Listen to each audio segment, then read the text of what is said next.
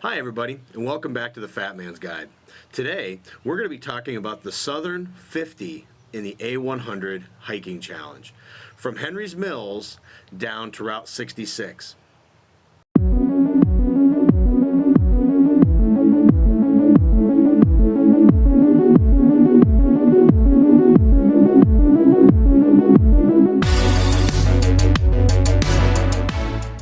Hi everyone, and welcome back to the Fat Man's Guide. On this episode, we're going to be talking about the Southern 50 after the halfway point from Henry's Mills going down to Route 66. As I did in my last episode with the maps, again, really what I'm trying to accomplish is I want to be able to give you an idea of what you're looking at when continuing your trek towards finishing hopefully a 75 or 100 miler.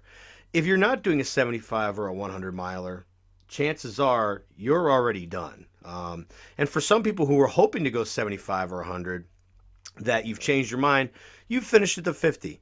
And congratulations to you. It's a great accomplishment, and hopefully you've had a really good time.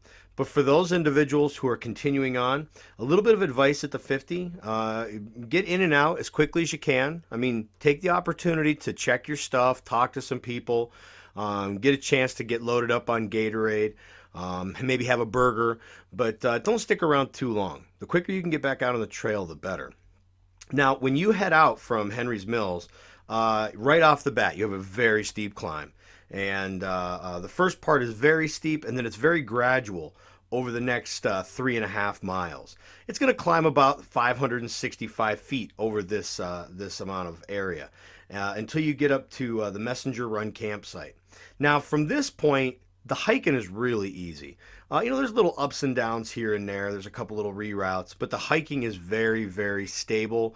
It's very consistent as far as footing. It's a really nice section. Eventually, as you get closer to about 5 miles in, you're going to take about a 220-foot descent into the Upper Sheriff Creek area. There, you're going to run into the Hunter Station shelter. Now, a lot of people may end up taking this as a spot to rest. I know myself personally, that's probably where I'm going to try to rest before I really push through the night. But regardless, either taking a break, maybe getting a rest. So once you end up leaving the Hunter Station, you're going to go about 210 feet up in elevation, just around 1.5 miles, 2 miles, until you get to Forest Road 179.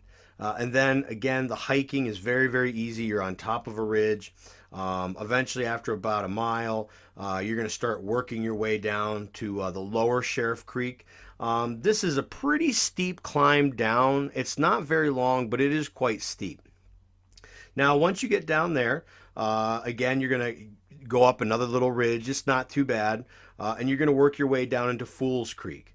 And then after that, you're about 1/2 mile from the Ministers Creek Road trailhead.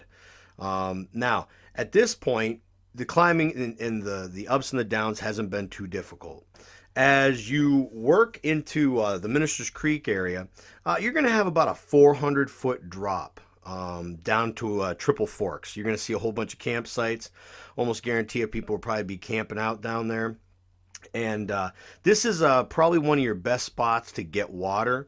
After this, there's places to get water, but they're not what I would consider legitimate water sources. You're definitely going to have to filter for sure, and that's if they're available for about the next 5 miles. So you'll want to make sure that you get water here at Triple Forks.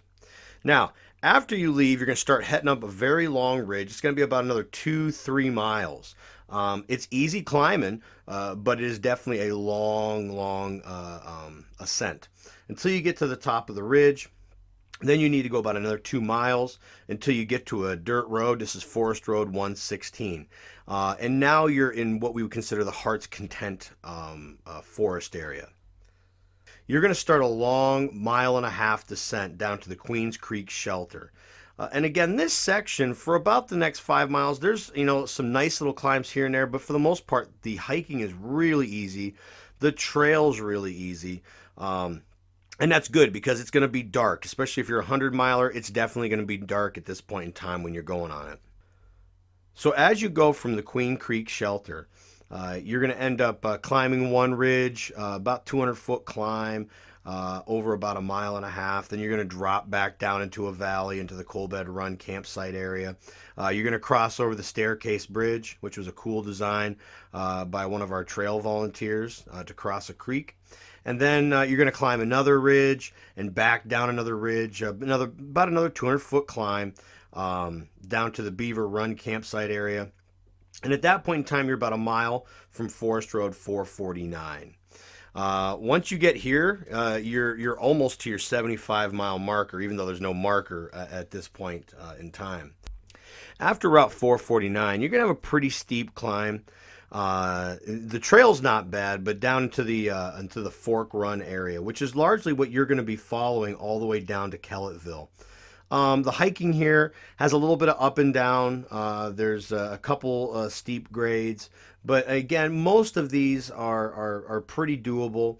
But it is definitely over the next 5 miles, it's a 600-foot drop until you get down to Kellettville. The hiking is pretty easy, and I would say this, that a lot of it's pretty unremarkable, especially at night. This is definitely an area that's going to test you mentally because it's just going to go and go and go. And in your planning, you want to make sure that you have that in mind.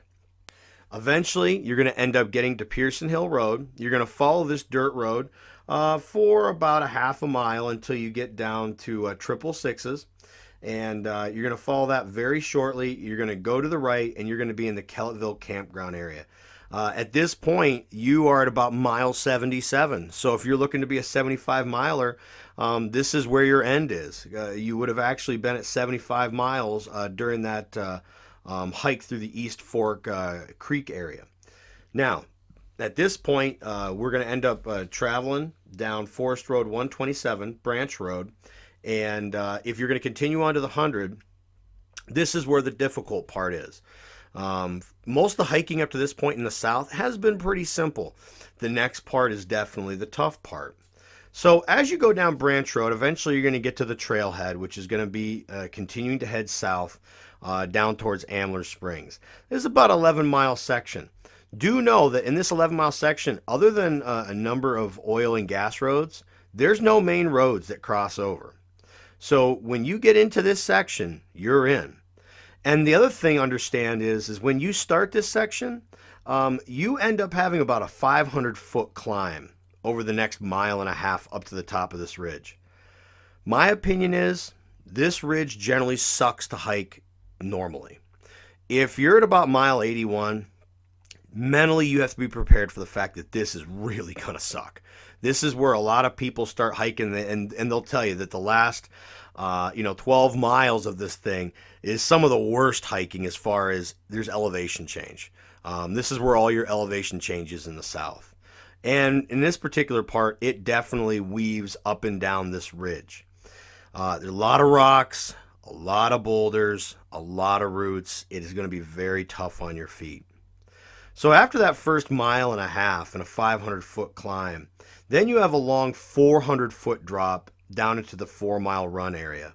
This portion of the hike, there is some rocks, there is some roots, but I think it's a very nice hike down into the valley. And once you get into the valley, you're going to follow an old road grade, which is going to follow 4-mile run for about a mile and a half.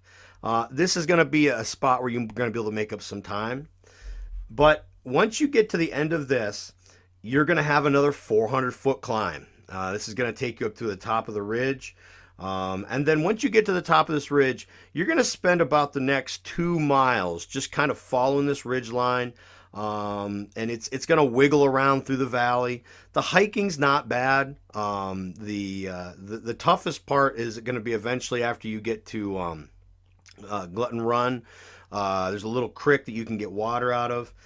There's a lot more rocks and roots in that little portion of the section. And of course, eventually, you're going to end up having a 400-foot drop off this ridge after about 3-4 miles down into Little Salmon Creek. Now, down in Little Salmon Creek, a beautiful spot. The hiking is pretty easy. Eventually, you're going to have to climb your way out of Little Salmon Creek. At this point, you have about a 580-foot climb over the next mile and a half. The very first part is very steep. It's a big ridge line. It's definitely going to tax you, and you have to be prepared for the fact that mentally that's going to be very difficult. Once you get to the top of this ridge, it's going to flatten out for a bit. It's going to be pretty easy hiking. And eventually then, once you get to the top of the ridge, you're going to see huge boulders that you're going to hike through. And then you've got about a 510-foot descent, which is going to happen over about 3/4 of a mile. It's going to be pretty steep. There's going to be a number of rocks that you're going to have to contend with. But eventually that's going to take you back down to Forest Road 145, and you're going to be at the Ambler Springs Trailhead. At this point, folks, you're really close to the end. And you got some tough hiking coming up, but you can make this. If you've gotten this far, you're good to go. Do not quit. So once you get to Ambler Springs, it's going to be about a 3/4 mile hike next to the creek. Eventually, you're going to have a 400-foot climb over less than a half a mile. So it's going to be some pretty steep hiking. You're going to be going up a hill that's got a number of switchbacks. And eventually, once you get to the top, you're going to be at Muzzette Road. You're going to cross over the road, and the hiking at this point is not going to have any real terrible inclines at all. It's pretty decent hiking. There's a couple muddy spots over by Coon Creek, but all in all, it's at this point your hiking is easy by comparison to what you've already done over the last 11 miles. Eventually, you're going to get to the Allegheny National Forest boundary, and once you get there, you're 2 miles and 3/4 away from the end. You're going to be working on State Game Land 24 at that point. The hiking here is really easy. They've got most of the stuff mowed up really nice. The footing's good. There's very little for difficulty. And once you get to the pontoon bridge, you're a half mile away. Finish strong, man. Get after it.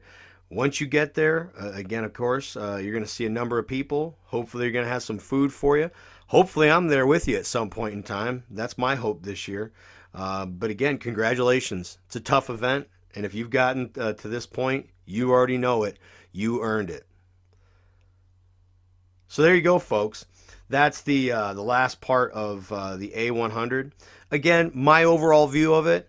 There's some steep climbs about the first 15 miles after Henry's Mills, but the hiking is really good. Make your time here. Get after it. Once you get to Forest Road 116, it's not bad hiking, but it's definitely at night. It's going to wear on you. You're going to be very tired. Once you get to the bottom half, there are rocks and roots. But what you have to be prepared for is the most difficult part is after Kellettville. Once you get to that last 18 miles, that's the tough part, and it starts right away. That first hill climb is really gonna suck, definitely.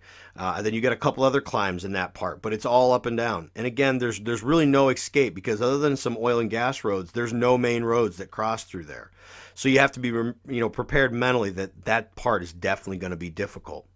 But again, if you can get to that point, you're close enough, and hopefully you've got the right amount of time left. You can get after it. It's definitely something that you can do at that point. You just got to have confidence. Well, there you go, guys. That's the southern 50-mile portion of the A100 hiking challenge. Again, I know I'm getting excited. We're only a couple weeks away. I hope you're excited as well.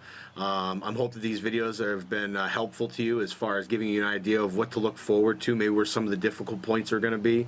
And again, if you get a chance to, if you like the video today, please give it a like. And if you haven't already done so, we'd love to have you subscribe so that you can get notifications on any future content that I put together. So again, thanks for being here, and as always, get out there and live life to the fullest without excuses. See ya.